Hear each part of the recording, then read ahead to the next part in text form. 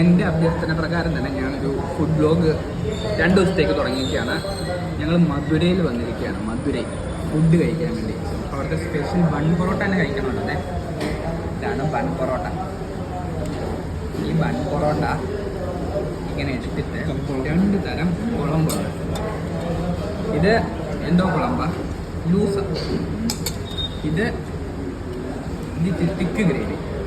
ഇതിങ്ങനെ എടുത്തിട്ട് ഗൈസ് കാണൂ, ഇങ്ങനെ എടുത്തിട്ട് ഇങ്ങനെ പിച്ചി ഇങ്ങനെ എടുത്തിട്ട് അതിങ്ങനെ എടുത്ത് ഇത് കലക്കിയും കൂടെ ചേർത്ത്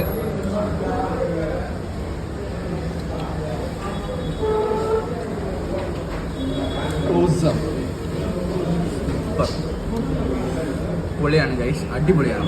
ആ ബൺ പൊറോട്ട എന്ന് പറയുമ്പോൾ ഉണ്ടല്ലോ, ഇത് ഫ്ലഫിയാണ്. അതുകൊണ്ട് ഈ കറിയും കൂടെ ചേർന്ന് കഴിഞ്ഞിട്ട് പിന്നെ കുഴച്ച് സൂപ്പർ.